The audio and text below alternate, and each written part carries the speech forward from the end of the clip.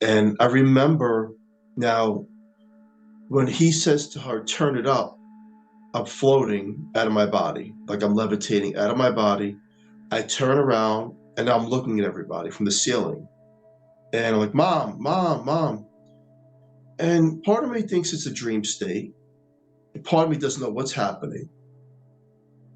I see me, I see everyone, I see them working on me, but I'm not me. And I go through the ceiling in the dentist office into the sky, into this tunnel. Now, this tunnel's really far up because everything was getting smaller, just like as if you're in a plane. Everything was getting really small as I'm on top of the rooftops and all that. And all of a sudden, I'm being pulled in really fast to this tunnel.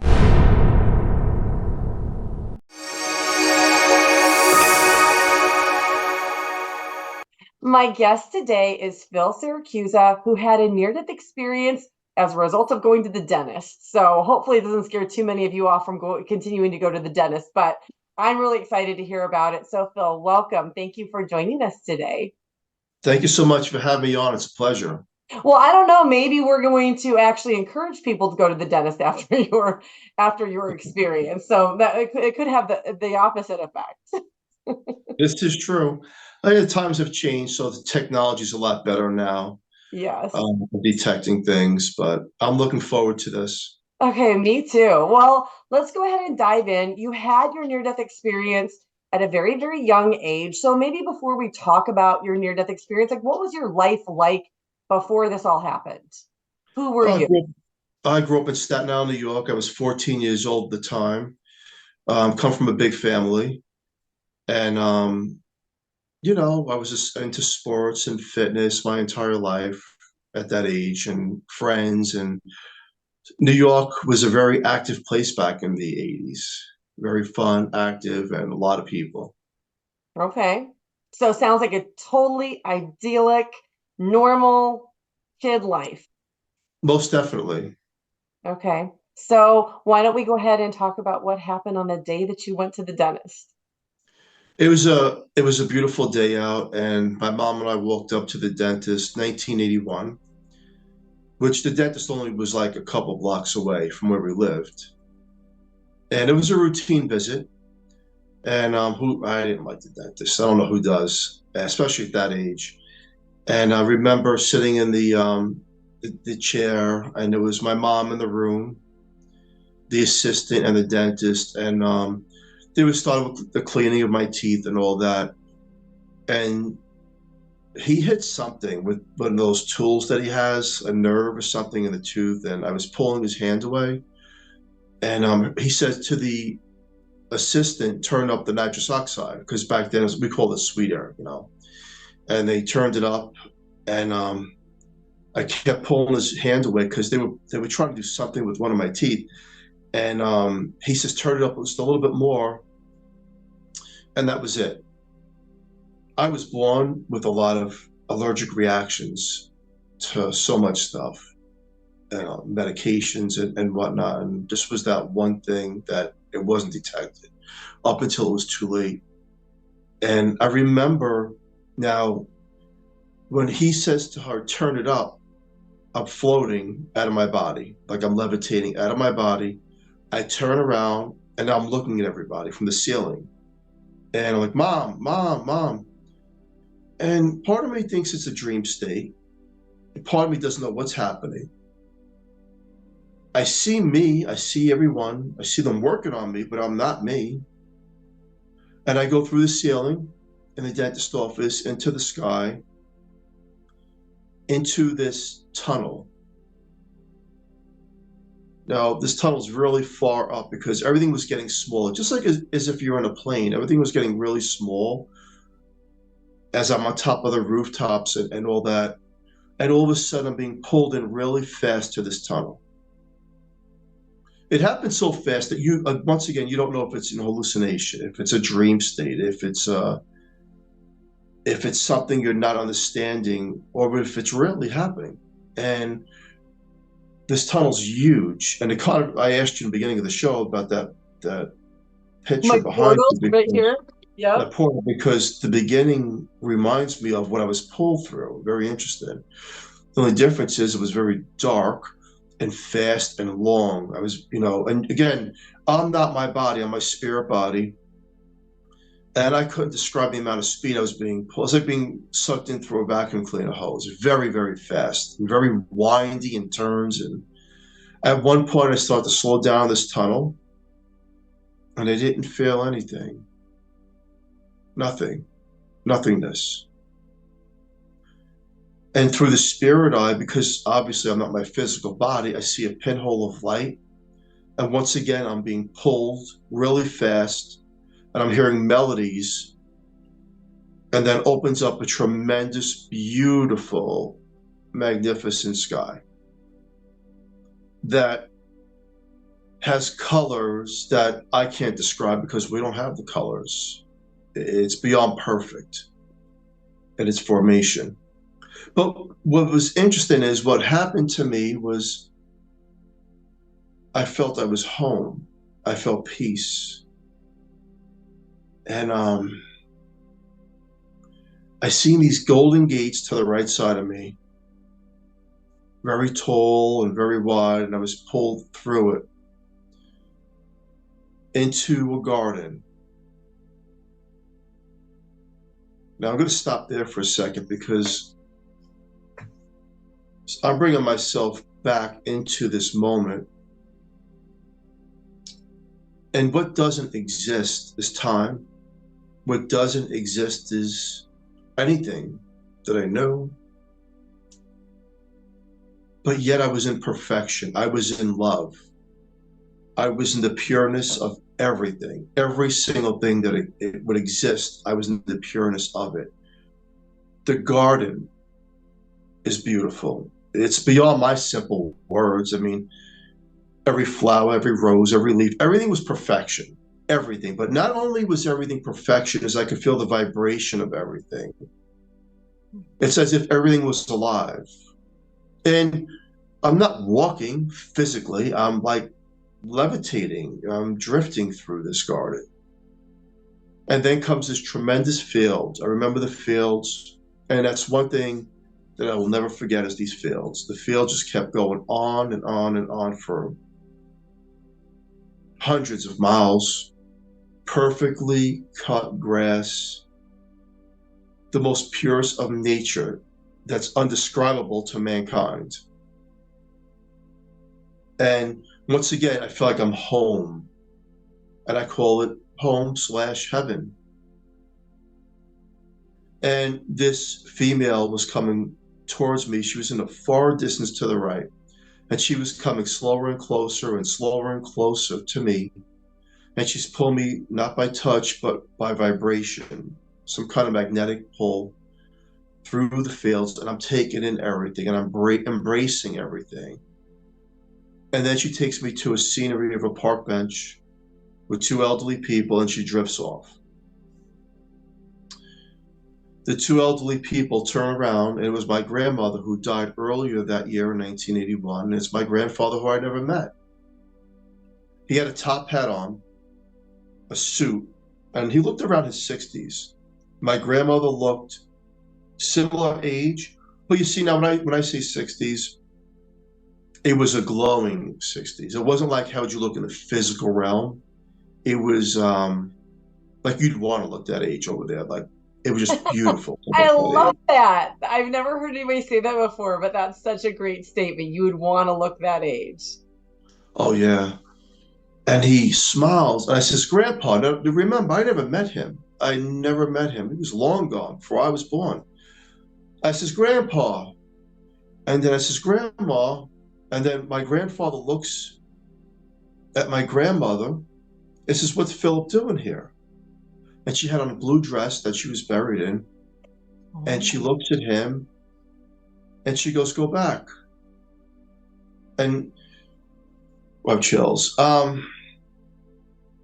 When you see your grandparents that you loved very much, one that you never met, and you have this feeling of ecstasy on the other side because it's just euphoric, that you're seeing this 360 vision of perfectness, and you can feel the love you don't want to go back anywhere. You want to stay right there. And she says, go back. And I was being pulled backwards in the same vibrational steps that I was pulled forward, back into the tunnel. And I remember through a form of consciousness, I didn't want to go back. I wanted to stay with them. I didn't want to go back anywhere, no matter where it was. And I'm in the darkness of the tunnel. And this tunnel's real. And people ask me, what's the scary thing about a near-death experience? Being nothing and nothingness, never going to be found, heard, seen, observed ever again. Ever. Because you're in the middle of nothing. It's crazy, but it's kind of like you never existed. It's like that movie, It's a Wonderful Life. You never did exist because you never were born. And through a form of consciousness, I'm pulling myself back to the light. And I see the tremendous light once again, that beautiful sky. And then, unfortunately, I pull backwards again, really fast into the tunnel, very, very long and windy, up into the ceiling of a hospital, and I'm looking at my body. I see my mom, I see doctors, I see my body. I'm looking at my body gasping for air. Now I know what's going on. In a second, I'm pulled in like you put a glove on, slip right in to the body. And I'm gasping, and I finally come to. And when I was able to talk, the first thing I said is, Mom, I was in heaven. I seen Grandma and Grandpa. And of course, she laughed. I had an allergic reaction to the nitrous oxide on top of all the medications I was on for asthma and severe allergies. A couple of days later, I went home, and I remember telling my parents, I seen Grandma and Grandpa, and I was telling my siblings, but no one. This is 1981. No one believed that stuff. Not where I came from, anyway. And I remember I had a lot of friends. I was telling my friends out in the street and all that, and I was in heaven. So then I thought maybe I really wasn't anywhere. Maybe it was just a dream. Maybe I wasn't. But there was this one part of me that knew, no, I know where I was. I can't prove it, but nothing I could do to change it either. So I lived life. I was a normal teenager after that point. Never wanted to go back to the dentist, that's for sure. And it wasn't until a year later. It was a beautiful summer day, Staten Island, New York. I'm in the backyard, and I look up at the sky.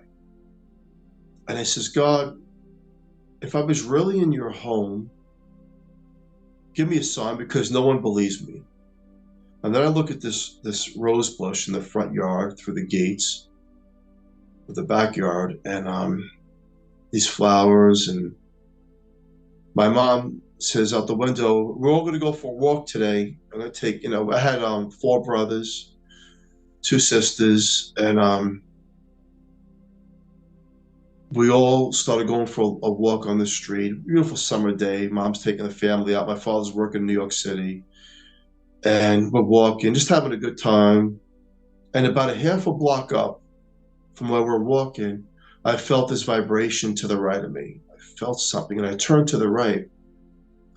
To the far right was my sister, my older sister. But in between us was the girl from heaven. And I seen her. And I says, Mom, that's her. Mom, that's her. My brothers, that's her. That's the girl I was talking about. And they don't see her. But my older sister, Patricia, sees her. And not only does she see her, she's talking to her. But I'm not talking to her. The girl's smiling at me, but she's talking to me through the mind, like a form of telepathy. And I says, you can see me? She goes, I'll never forget this. She goes, of course I could see you, silly. Just like that. Yeah. And she had regular jeans on, regular blue jeans, but she had a shirt with flowers on it. These were the same flowers that I seen in the garden in heaven.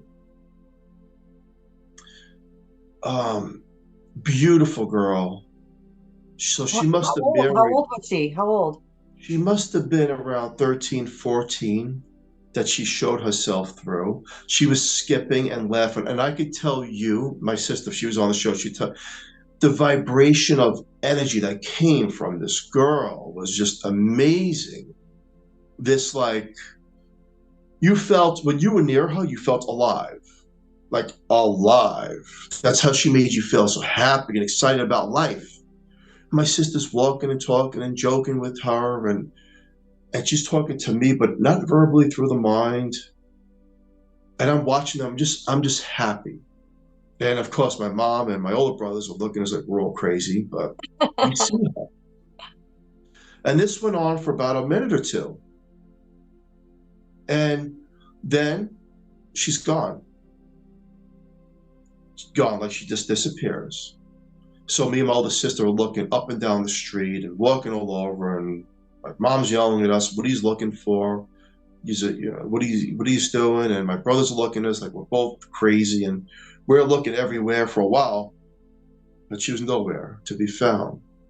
But she was there, and this was the same girl I seen in heaven. So before I was born, in the 60s, this would be like the mid 60s, my mom got pregnant to a girl, and she brought her home, and the would be my sister, and she died at 2 weeks old. Oh, wow. And her name was Linda. And there's no doubt that, God gave me the sign. Here's the sister you never met. You know, I'm 56 years old, and me and my older sister, we talk about this once in a while, the girl from heaven, and she says, yeah, she's in my dreams a lot. Wow. And I remember a few years ago, I was really down and out on life. And, problems could be overwhelming, as we all know, going through the physical realm. And in the dream comes her, and she's bringing me to the fields in the dream. And she's telling me, don't worry. It's okay. You're on a short journey. Don't worry about it. Don't worry about it. Just live, be happy. I woke up the next day feeling like I was revived, like my soul was revived. I felt good, and I started a new chapter in life. God, whoever you look up to on the other side, because heaven is real, prayers are answered in the most mysterious ways. I consider myself a messenger to others. It takes a lot for me to believe something, but I can promise anybody that the other side is real. It's more real than this side right here. Part of me believes this is like the dream state. And when you actually cross, it's like you're alive. Because over here we have five senses. We're limited into a box, the way we think, the way we rationalize what we know. We taste, we smell, we hear. We only know we're limited. But when you're out of the body and you cross over, it's unlimited consciousness that you feel in every vibration, every thought, every empowerment. And when you get to that place I call home, there are no words any man on this earth can shed to the magnitude of how perfection and the word love really is. That embracement of love. And as I look back, that's what keeps me going into the physical realm, and teaching people that there is another side. But live life. You have to live, no matter how hard it is. Somehow, in my belief system, we've chosen these paths, no matter what they are, through trials and tribulations. I believe that before we're born, It's kind of like a soul contract. We come to the physical realm, we want to experience certain things. And people ask me, well, why would I want to experience dying in a car accident or dying of cancer or dying at a young age? It's a short window. Life is so short. We all have a puzzle. Some puzzles are complete at 1 years old. Some puzzles are completed at birth and then you cross over. Some puzzles are completed at 100 years old. We all have a different puzzle and we all want to experience something different. That's why we came here. But the most important thing is to complete the puzzle and the knowing of how and keep going forward. And I push that message because that's the most important message. It's not about the material things in life, what you own and what you have in your bank account. At the end of the day, remember this. I died. I went there to heaven. You were born in this world with nothing, and you were going to die with nothing. Okay? It's over. All that material things, the fancy cars and the McMansions, it's all nice, and you'll hand it down if you have it. That's nice, but you come into this physical realm alone and you will leave alone. So why not take all the love and harmony that you could bring towards mankind and push that forward instead of greed and selfish? And, I tell you this because when I crossed over, that embracement of who I am and that love, and people ask me, well, what did you look like then? I look flawless, like the perfect fit of my soul. That's how we all look, like the perfect fit of what your soul is supposed to look like on that side. There are no sicknesses and disease and pain and hate and torture on that side. No. And I'm not here to speak about if there is a darker side of hell. I can tell you that being in the tunnel, there's a part of you that if you stop in that tunnel, that is the scariest thing you probably ever will experience, is being nothingness. It's only because I didn't want to come back. I wanted to stay on the other side. But that would have been selfish because when I came back, I was able to help people. I was able to help people and bring a family into the world and bring love and life and have learned from my own mistakes and then teach that to mankind and my children growing up, what not to do and things to stay away from. Because at the end, like I said, you go alone. So why not go with fulfillment versus regrets and taking that null and void? And here's how I describe it. Fill up a glass of water, and the glass of water is you, your soul. When you cross over, you want that glass to be at least halfway full. If it's empty, you may be in that darkness, but all the commits of acts of whether it's crime or murders or whatever, or deceiving other people. But if it's more than halfway full and you take that fulfillment with you, you've completed your journey and your mission and your puzzle and push that forward.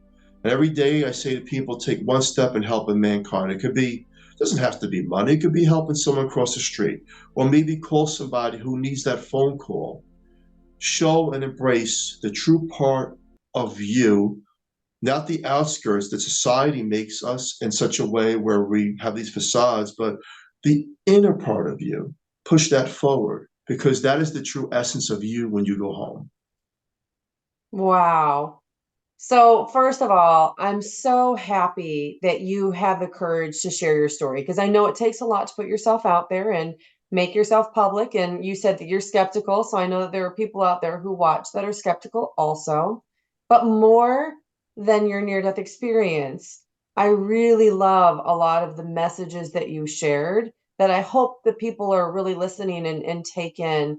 Some of them that really resonated with me was, feeling like we have a puzzle. And for those who have lost somebody young, like lost a child or, a sibling or somebody in their young ages to infancy to, even to teenage years, I think sometimes people grieve even more for those because they feel like they're missing out. When, you know, you were talking about soul contracts and us having different experiences that we want, and sometimes our soul contract is filled early, like your sister coming in, living for 2 weeks, experiencing the love that she would have experienced in your family, but then later coming back to help give you such a special confirmation that here you are 40 years later, wanting to still talk about this because of the inspiration and the confirmation that she gave you. And maybe that was her whole purpose.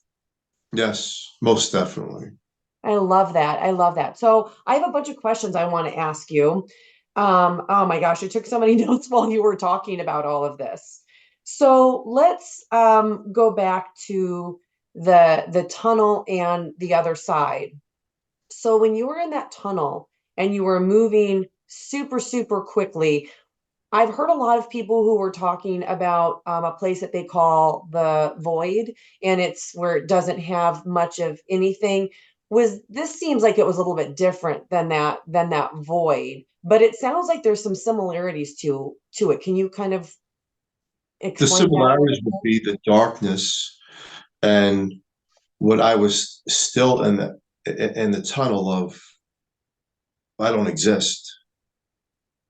That would be heard, found, or seen. It's kind of like you never were anything. You never were part of anything. That's the void part bit? that I would describe. So while you Uh, were in there, did you ever get to look at yourself and see what you look like? it's all dark. It's complete darkness. Okay. And, Okay. and and I love the picture behind you once again because it's so identical. The only difference is it was dark. Wow. Wow. And so the pinpoint of light that you saw up ahead, that's what you were moving towards, and that's when Yes. you went out into the field. Into So the sky. in the sky. So did you see yourself at that point? We at that point we think of seeing ourselves as with the eye. Mm-hmm. But the spiritual body is it's a 360. Mm-hmm. It's a, we it's kind of like you can see everything at once, the fields and yourself at once. You can see everything at once. And it's hard to really grasp because we're so limited into our thoughts of, well, if you're looking this way, it doesn't work like that. It's an openness, picture of an openness of complete visual sight of everything at once. You also said that you heard melodies while you were there. Have you been In the able to tunnel. find anything that was even close since you've been back that reminded you of those sounds that you heard there? A couple of years ago on YouTube, someone had posted, now again, I'm sure it was created. They posted the music and sounds of angels, and it resonated with me. And it resonated with a lot of people who had near-death experiences. And that was one thing I did find that they had it on target. Wherever they got this from, these sounds were exactly what I've heard on that side. If you're able, will you look and see if you can find that link? And if you do, I'll put it down. I'll put it down for everybody to share in the description. Sure. I would love that. I would love to hear that also. You also talked about going through golden gates. So it's interesting because if we get into things like religion, sometimes, you know, people talk about the pearly gates and St. Peter at the gates. And I'm curious, did you have any kind of a religious background that would have maybe made you visualize having that experience? Or maybe can you describe what you think those gates were? Because you've had a lot of time to think about this. I don't believe in religion. I went to Catholic school. Everything you're taught is not the truth. And I'm not here to disrespect anyone's belief or anyone's religion. I will not disrespect any religion, but I don't believe in religion. In my perception, religion is a form of control. It's a form, there's over 200 religions. Everyone thinks they have the right religion, but that is not the truth.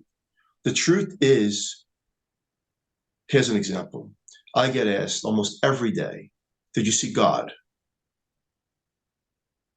I didn't see a being. God is the light. God is the love. God is the creator. God is the God particle. We are all part of that particle, that vibration.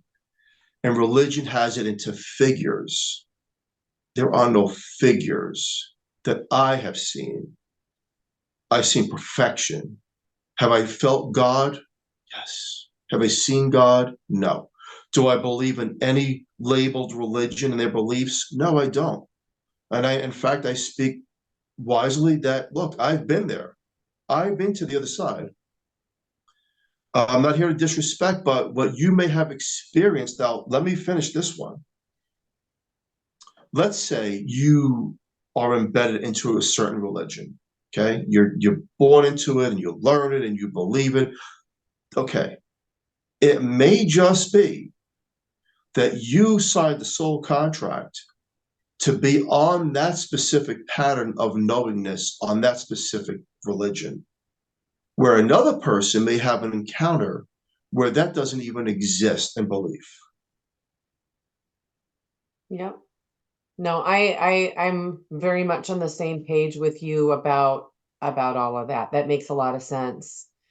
You talked about the vibration. Now I'm always very fascinated about vibration. I haven't had a near death experience, but I've had 18 very profound out of body experiences where I've been able to become my soul on the other side, which had nothing to do with anything human. And the biggest part about being my soul was the vibration that I felt. And so you talked about the vibration and you talked about the vibration that you felt from your sister. What have you, I mean, is there something that you seek out? Have you done certain things to try and find and connect to that? I mean, I know it's impossible to replicate on the other side something in the human body, but what do you do to try and get to that state with that vibration? Well, first, there's no one on this earth, no matter you're the Pope or whoever you are, you'll never get to that vibration. Not in And the people human say, body. well, is there heaven on earth? No, there isn't. There'll never be heaven on earth. And people ask me, will there be a second coming? No, there won't, because you've created your existence. Um, but the vibrational love that you have on that side is just speechless of words. It's ineffable, right? It's feeling like you're complete a thousandfold. So pick your best day on earth, your best day, right? Whether you got a new car or you got married or whatever, right? Or you had a child. Pick your best day and magnify that by 1,000 times greater. And you feel the vibration of, wow, this is incredible. Incredible. There's not one no, not one void, not one negative thing. No, it's just incredible. You feel like you are the world. Yeah. So we can't get there, but we can absolutely do things to influence our But you can vibration raise your here. vibration on Earth, yes, of So course. what do you do? What do you do in your earthly incarnation to help you raise your vibration to get the closest that you can get to that place? Help mankind. I love that answer. Forget about you and help mankind.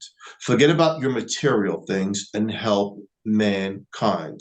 Forget about your government and politics and all the stuff that you live around. Help mankind. One person at a time. Each person is a heart. One heart helps the other heart in a chain effect of love. So you could do simple things, and it's the heart, and you want to, not that you have to help. It's like you can't say to yourself, I have to help somebody today because I'm going to raise my no. It's the I, intention that I counts. it's the intent. I want to call someone that needs a phone call. I want to go to a nursing home and see somebody that's elderly that I know because they'll think I'll never see them. I want to go to that gravesite because maybe someone doesn't think I'm ever going to visit them. Do from the heart. And I promise you, if you do that with intent and love of you, you're raising your vibration. You actually brought tears to my eyes when you started talking about that because I know it's so powerful. That was a really, really powerful message. Thank you for sharing that. That's amazing. I wanted to share something with you. I had an experience with nitrous oxide when I was 13 as well. Um, Wow. so it was the summer before my seventh grade. I had a cavity and my mom was working. And so I took my bike and I rode. I can remember everything. Like, I think whenever you have something that has a very strong emotion, you tend to remember it more clearly than when you don't have an emotion attached to it. And I can picture everything. I picture the building, I picture walking to the dentist's office, and they offered to give me the nitrous oxide. So I did. I took it. And while I was taking it, I could feel my body something starting to lift. I started to feel like I was levitating, and it scared me so badly. I feel like I took my body and I pulled it back in as hard as I could, and I never had nitrous oxide again. Like, I have had cavities filled with a nothing, like 3 cavities in my life where I won't even take a shot of Novocaine. I just don't, it's really scared me. So fast forward, now I've had these psychedelic journeys where I've left my body that are very, very significant, very, very spiritual, very sacred to me. And last year, I had the ability to have nitrous oxide, and I didn't have any experience at all from it. So I'm curious, did you ever have nitrous oxide again after that? And probably not, since it was an allergic reaction. No, no, that put me out. No, Have other no. people told you that they've had some type of something happen on it? I've heard of other stories where people died from nitrous oxide and came back, very similar to my story. Um, and then I heard of people on nitrous oxide that it puts you into the form of hallucination, which is understandable. Um, but the out of body experiences and the after effects of life, which you are explaining, it's kind of like the veil was pulled down and now you have an awakening. And that's a Mm, good thing. That's actually a good thing because your awareness becomes more observant towards the physical realm and the spiritual realm, yeah. where loved ones are able to communicate. Maybe where if you're closed off, they can't communicate with you, the people that have crossed over. True. Yeah. Yeah.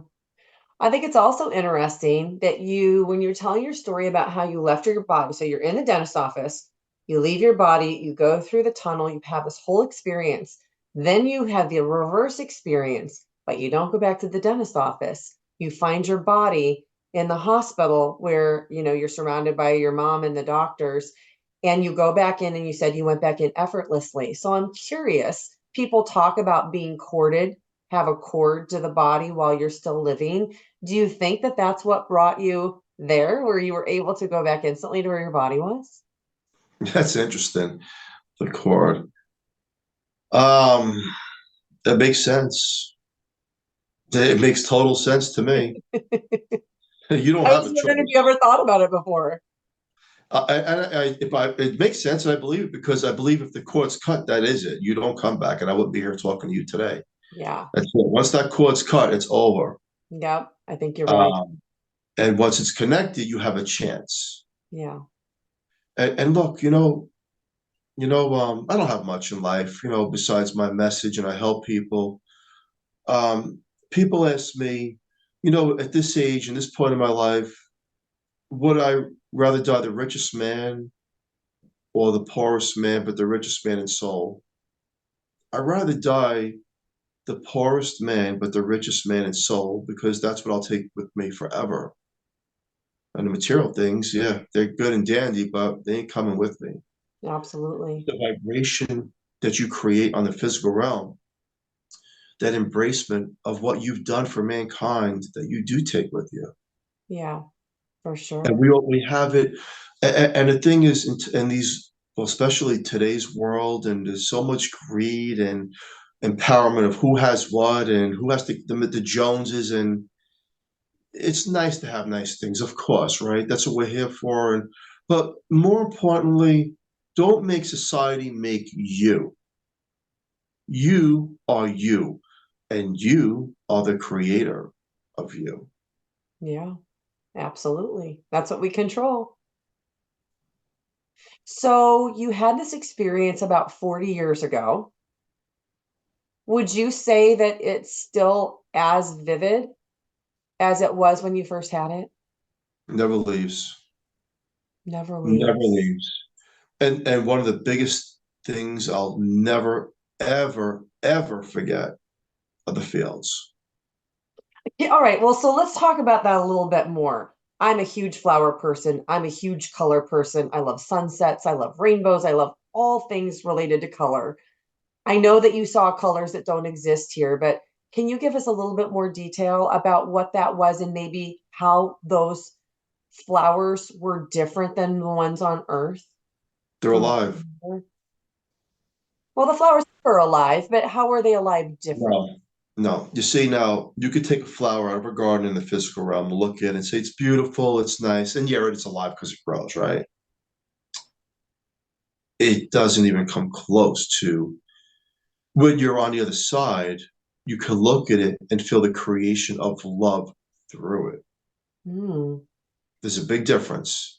Say that Big difference. again. You can feel the creation of love through it. So, what does that really mean to you? The creation of life. So, are they So completely things one with on you? that side. So there's not a gardener that goes in and cuts flowers and waters plants.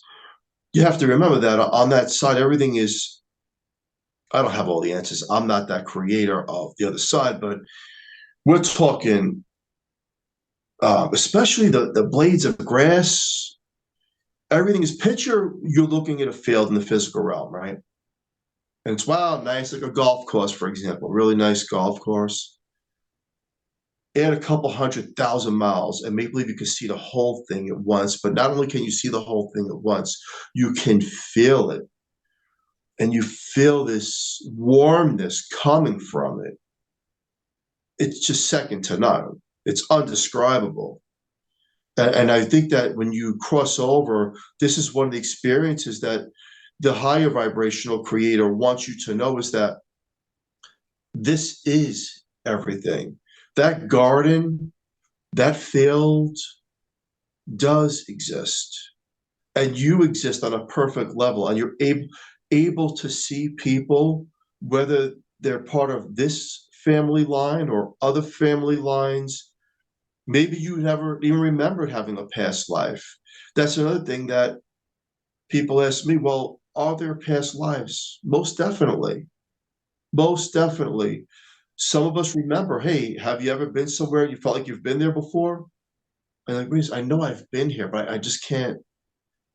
It's not an imagination. You have.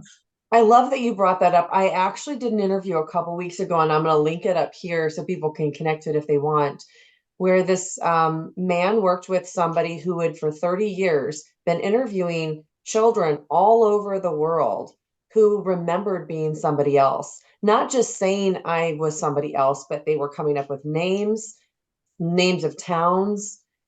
They could tell exactly how they died, what car they drove, what kind of job they had.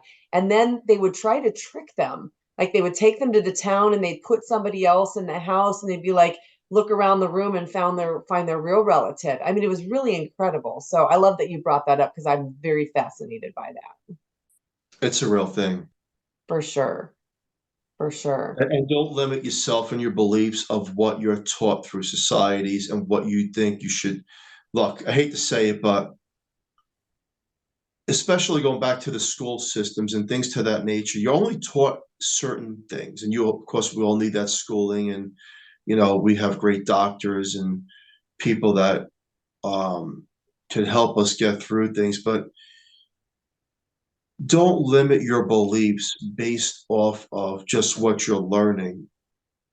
Take your beliefs to what that knowing part of you is in the spiritual realm. And how to do that is sometimes you have to put yourself into a full meditation, whether you're an atheist and you don't believe that there's anything, heaven, God, creator, anything.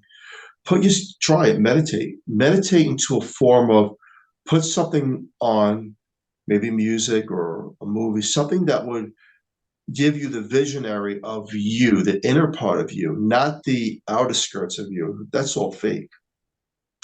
The inner part of you, that inner core of you specifically, is a big difference. Okay. Um, once you get in contact with you, it's kind of like everything else becomes a lot easier in life. So here's an example. Just may believe there's a mask on, you have a costume on, this is the person you want to play, and that mask gets older and you get older with it. And then when you're ready to cross over, you take the mask off, you take the costume off, and you're back to the core and you cross. And But that's the the mask and the purpose. costume was only because of the way you grew up. Okay, because it's the knowing of what you know in the physical realm, taught, learned, heard, hear, understand. Mm-hmm. When it comes off, the understanding is you understand just about everything that there is. That's incredible. So you're 14, you have this experience, you immediately tell people, they don't believe you until this experience happens with your sister, who does believe you because she can see your sister on the other side. How does this change you? How is Phil, 14-year-old Phil, now different than before that experience? I would look up at the sky a lot after that point, especially after seeing that girl, my sister, and knowing that prayers are answered in mysterious ways, and the most impossible things can happen in the physical realm that can enlighten us and help us. Because before that, I probably wouldn't have believed in anything. I might have been an atheist myself, even though I went to Catholic school. I didn't believe in that anyway. Um, but it changes your perception, your perspective, and not only that, but then after that point, you become more aware of spirituality. And when you're going through those hard times in life, you think back into where you were. I know that this is like a short play that you're watching on television, lifespan. We measure it in time and distance, but the truth really is we measure it that way. But people ask me, well, how long do I think I was on the other side for? Because if you're only there for a day, no, no, no, no, no. It's all wrong, all wrong. There is no time on that side. Time is made up. Whether you're dead for a second or 3 seconds or 4 seconds or 5 seconds, it could be an all time, it could be a month or 2 months or even a year. Um, you take in so much, it's so little of the time that we would explain time is. Um, it changes everything about me and my belief system. And knowing that, look, I get asked that, am I afraid of death? Well, who isn't afraid to be put 6 feet under or cremated? Who isn't? I mean, they're right mind. Everyone's afraid, but the core of me is not afraid. The core of me, no, I know where I'm going. Oh, and it's fabulous. But it's beyond my words. But you have to still go through the journey that you've chosen. And you have to go through that journey because you've chosen certain things, right? It's easy to do a walk away at a certain age and say, I'm done. I just want to take my life and it's over. But then you didn't, and realizing that, well, I brought a family into the world, or I helped these people survive, or no matter what you do in any field that you're in, you may have helped people along the way, even though you don't realize it. Absolutely. Even the simplest smile. I've heard lots of NDE stories, and there have been several who have been shown a life review, and they were showing the simple act of smiling at somebody turn somebody's thought process around. It made them feel like hopeful again, and it can have a tremendous impact on somebody. And it's just something that we don't even think about. Most definitely. Well, we don't think about it because the times have changed, and you can't change, and the core of you can't change. You have to change to look. If you didn't have an email address or a website or a cell phone today, you get looked at like, are you part of the culture, right? It's Right? because you're forced, we're all forced, right, to be part of that grip of society, to have that reach it, doctor's appointments, no matter what you do with kids in school, you need all those communication devices. But if you stand and stop and you think of the you and find you, the real part of you, not the facade of what you have to do because everything around you, you can live a lot better life in the physical journey as well, and a lot happier. Yeah. Yeah. Great point. So you mentioned that you became much more spiritually open after this experience. And you mentioned signs earlier, which is definitely one of my very favorite topics. So for people, I think when they start to wake up to who they are, the power of who they are, a lot of times we start being more open and being able to receive more signs. So can you share a few signs that you've had in your life that really significantly affected you? Sides from the other side? Yeah. Oh, wow. Yeah. So many signs. So, back a year ago, my mom passed away. Oh, I'm We were really sorry. I'm close. sorry. I'm sorry, but I mean, at the same time, you knew where she went. Oh, You yeah. still miss them physically being here, but it's comforting to really know where she went. And I remember I'm in Staten Island, New York, and I'm at the cemetery. And I was like, Mom, now I know there's another side, and some people don't, but my wife and a couple of my kids. And I'm like, give me a sign, but I want to tell you what I want the sign to be. Show me a butterfly, a beautiful butterfly. So we're at the cemetery, and I don't see any butterflies. So then I go to my father's house in Staten Island, and we're looking outside the window for butterflies. No butterfly, nothing, right? I'm like, oh man. So I go home back to Pennsylvania, get up the next day, and open up my tablet, and I go onto my Facebook page, and the first thing that pops up is this beautiful butterfly that I had sent my mom 7 years prior. No way. Come on. Okay, that's even better than getting a real butterfly, truly. The timing to line all that up. That's amazing. I love that one. Believe, have hope, faith, trust, love, and know that your loved ones, your loved ones can communicate with you. Songs. You may hear a song and say, wait a second, that reminds me of this time, and I was at this age, and this person was around. Well, guess what? There are no coincidences. Everything happens for a reason.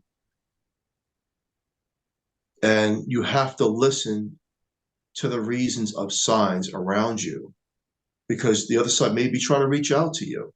Absolutely. And one of the biggest ways they reach out is dreams, where you can have a dream and say, they're all in the dream. Everyone looks really good. So I'm going to tell you something really quick of another sign. 3 years ago, when that bad disease was going around that we all know of, it was almost lights out for me once again. And I was like, I was bad, really bad, right? Because I not only had that, but I had other things on top of that. I was just like, you know what? I'll just go at home. You know, if this is the way it's going to be. This is the way it's going to be. And I remember doing that oximeter thing you put on your finger to see how much oxygen is going in your body. It's supposed to be like at a certain level, and it was like half the level. And I knew that that was it. So I go to bed in pain. I'm sleeping, and I go into a dream state. And in the dream state, now I'm pulled back into the olden days of the 70s, where my aunts and uncles and my grandparents that I remember are in my mom's old house. And everyone's gathering and they're having a good time, eating all these different types of foods. And I'm looking around like, but yous are all dead. And they laugh and like, what? But it was one of those real dreams now. It was one of those real dreams. And then I'm looking around and I'm so happy to see everybody. And then I remember there was a point in that dream I couldn't breathe in the dream. I stopped breathing in the dream. And then I was waking up and I woke up realizing that I still have a chance here. I still have a chance. It didn't take me down all the way. And it slowly but surely I started getting better. And the sign there was, well, first sign is not only are the ones that we lose completely lost, because they're not. And sometimes the spirits will bring you into a dream state of a time that you would remember. And what that does is it restores you and your knowingness and your awareness. And they help you somehow, they help you on the other side get back to where you should be in the physical realm, spiritually and physically as well. And I woke up that next day, and every day from that point, I slowly started getting better from that specific disease. And about a month later, I was able to fight through it. The point is that the other side is always watching and they know. Now, I can go back 2 years ago. My mom's in a hospital bed in Staten Island, and she's telling us that she sees these people with beautiful hats on that don't exist. And I knew what she was saying. And she was kind of in that cross dimension of in and out of realms, the Right. physical and the Right. spiritual. And these are the things that people, we label some of these things maybe as dementia or things that we don't understand, that science tries to put labels behind them. But maybe, just maybe, that these people are seeing deceased loved ones getting ready to come for them. Yeah, it's absolutely possible. You mentioned when you were talking about your dream that it was a real dream. Now, we've all had dreams. Can you explain to us what you mean where it felt real and not just a normal run-of-the-mill dream? A real dream is something that when you wake up out of the dream, well, first, the real dream is when you're in it.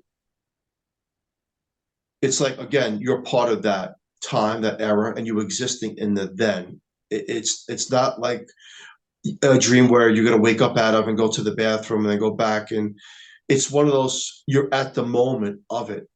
And when when you eventually do wake up from it, you can feel the impressions of the dream, that they linger, not as it was just a dream, but like, no, I was in that dream state where they were there.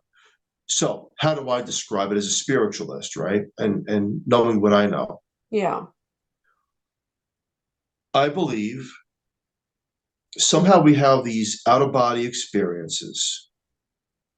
When you go through this awakening period, um, if you had to draw a picture of a circle, take a pen and draw a picture on a circle around that circle, and then a circle around that circle, and then a circle around that circle, So like a ripple. a ripple effect.